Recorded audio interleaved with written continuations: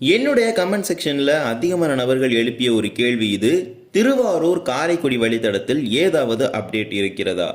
அதற்கான பதில் தரும் ஒரு வீடியோவாக இது இருக்க போகிறது. ஆமாம், மின்மயமாக்கல் பணிகள் குறித்தான ஒரு லேட்டஸ்ட் அப்டேட் வந்திருக்குது. மற்றும் இந்த வழித்தடத்தில் இயக்கப்பட்ட செகந்திராபாத் ராமேஸ்வரம் ரயில் என்ன ஆனது, இது போன்ற சில கேள்விகளும் எழுந்திருக்கிறது. இன்றைய தினம் இதை பற்றி தான் அந்த ஒரு வீடியோ நம்ம டீட்டெயிலாக பார்க்க போகிறோம். சேனலுக்கு யாராவது புதுசாக வந்திருந்தீங்கன்னா மறக்காம சப்ஸ்கிரைப் பண்ணிட்டு பக்கத்தில் இருக்க பெல் ஐகான் ஆல்ல போட்டுருங்க. அப்போ நம்ம போடுற ஒவ்வொரு வீடியோட நோட்டிஃபிகேஷனும் உங்களுக்கு உடனுக்குடன் வரும். வாங்க வீடியோக்குள்ள போகலாம். இந்திய ரயில்வேயின் 100% மின்மயமாக்கல் திட்டத்தின் கீழே திருவாரூர், காரைக்குடி மற்றும் திருத்துறைப்பூண்டி அகஸ்தியம்பள்ளி வழித்தடங்களுக்கு மின்மயமாக்கல் செய்வதற்கான ஒப்புதல் வழங்கப்பட்டு அதற்கான நிதியும் ஒதுக்கீடு செய்யப்பட்டது நம் அனைவருக்கும் தெரியும்.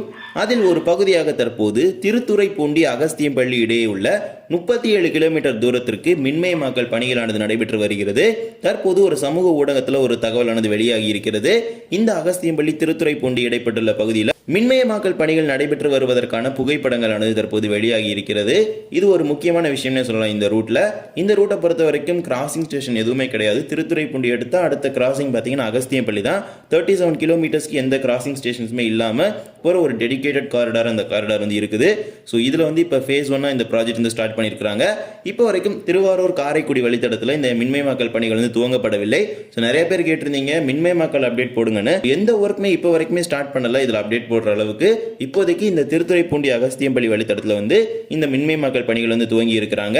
அடுத்த கட்டமாக திருவாரூர்ல இருந்து இந்த பணிகளை துவங்குவதற்கான வாய்ப்புகள் அதிக அளவில் இருக்குது.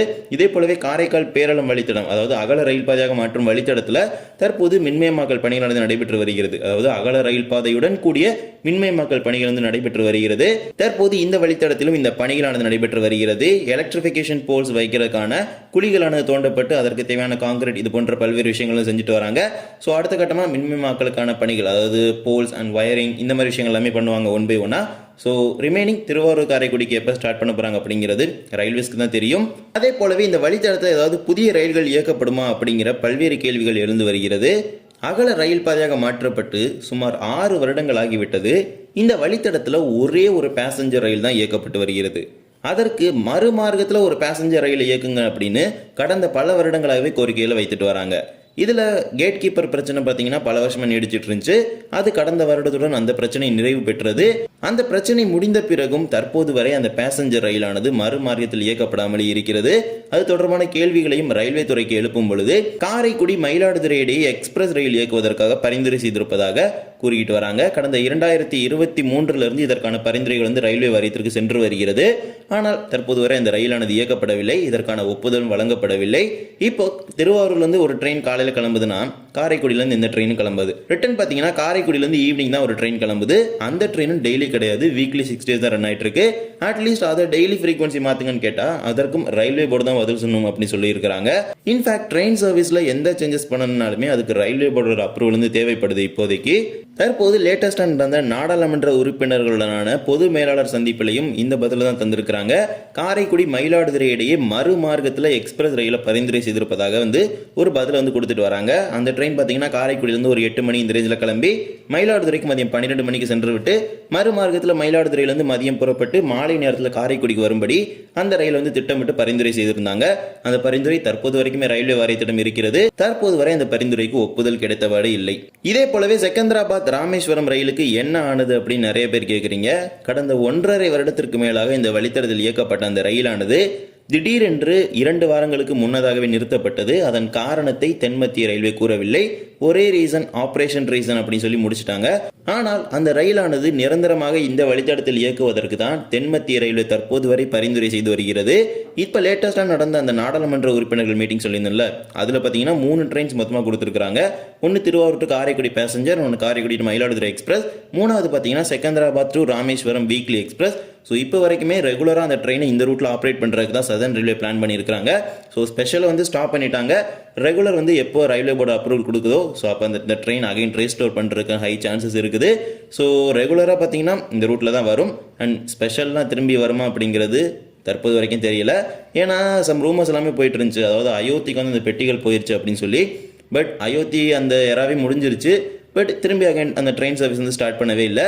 அண்ட் இந்த 2024 தான் இந்த வழித்தடத்தில் 2 எக்ஸ்பிரஸ் ரயில்கள் துவங்கப்பட்டது. 2024 ஏப்ரல் மாதத்திலிருந்து தாம்பரம் செங்கோட்டை இடையே வாரம் மும்முறை ரயில் துவங்கப்பட்டது சென்னைக்கு இணைப்பாக. ஆனால் இந்த வழித்தடத்திற்காக இயக்கப்பட்ட ரயிலில் இந்த வழித்தடத்தில் பேராவூரணி, அதிராம்பட்டினம் போன்ற முக்கிய ஊர்களில் இந்த ரயிலுக்கு நிறுத்தம் வழங்கப்படவில்லை, அதிவிரைவு என்ற ஒற்றை காரணத்தினால.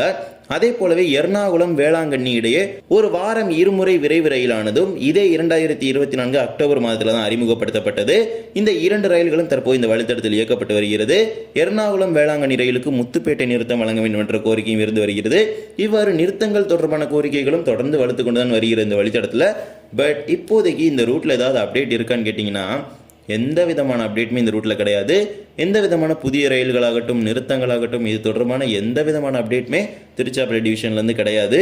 கம்பன் ரயிலை மீண்டும் இயக்க வேண்டும் என்ற ஒரு கோரிக்கையை பலதரப்பட்ட நாடாளுமன்ற உறுப்பினர்களும் இது தொடர்பான கோரிக்கைகளை முன் வச்சுட்டு வராங்க.